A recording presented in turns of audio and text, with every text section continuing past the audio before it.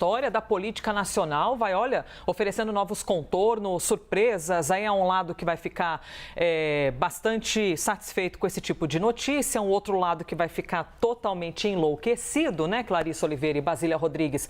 Porque isso mexe demais, porque estamos falando agora de José Dirceu, ficha limpa.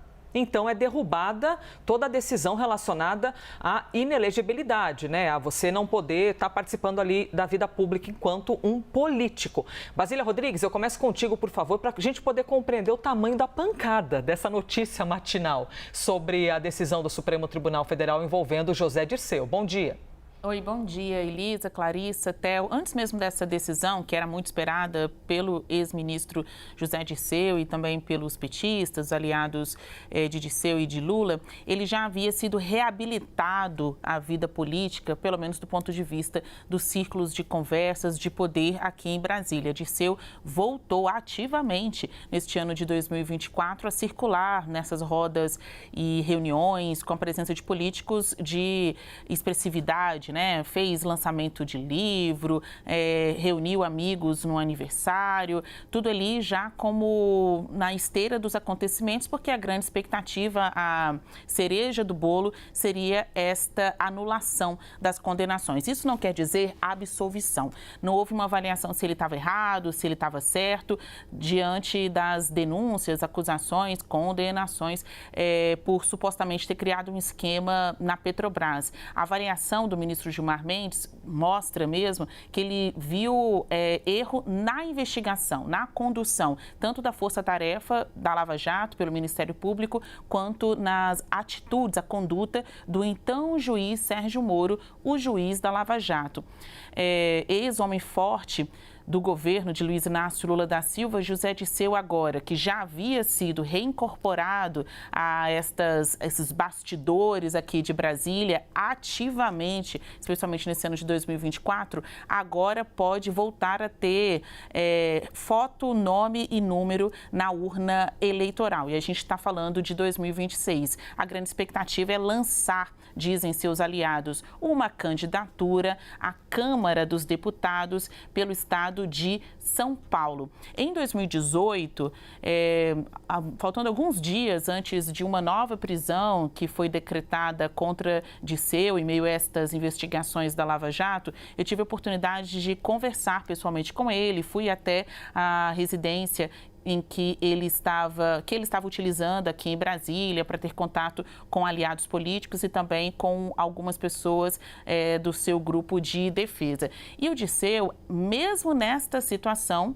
em que ele estava prestes a ser preso e na época Lula ainda estava preso, ele disse que não poderia deixar o Brasil com o ex-presidente na ocasião, hoje presidente da República, mais uma vez, Luiz Inácio Lula da Silva, atrás das grades. Ao contrário de tantos neófitos, né, pessoas que estão chegando agora na política ou antigos petistas, mas que estão desconectados do governo e da figura Lula, o Dirceu é considerado um dos homens mais leais ao legado, ao presidente Lula. Foi ex-homem forte da gestão lulista em outros mandatos, porque era ministro da Casa Civil e estava ali por dentro das principais operações e estratégias de governo. Fora de lá e também depois de todo o calvário, até eu vou usar aqui uma expressão da presidente Gleisi Hoffmann, pela qual o PT passou, o Dirceu ficou ali nem no banco de reserva, ele foi retirado mesmo do jogo. Porém, pouco a pouco, com a derrocada da Lava Jato e o apagar, né, do brilho de personagens da política / judiciário, como o próprio Sérgio Moro, ele foi voltando. As pessoas que foram condenadas ganharam um outro patamar, né, voltaram a uma outra posição nessa sociedade política quando a Lava Jato, que era a coisa mais importante na época, tanto para a política judiciária quanto para nós jornalistas, foi perdendo o brilho. Agora, o Dirceu tem a oportunidade, abre-se um caminho de uma maneira mais nítida, refazer estes contatos políticos, se lançar à Câmara dos Deputados e pode funcionar também como, mais uma vez, homem forte para o que ele chama de projeto de país. É muito diferente uma conversa com um político como ele, experiente, né, que conhece os meandros aí não só da política, mas do noticiário, como a coisa funciona. Então, ao contrário de quando a gente está falando com político que parece nem estar presente mesmo na realidade, o Dirceu sabe transitar.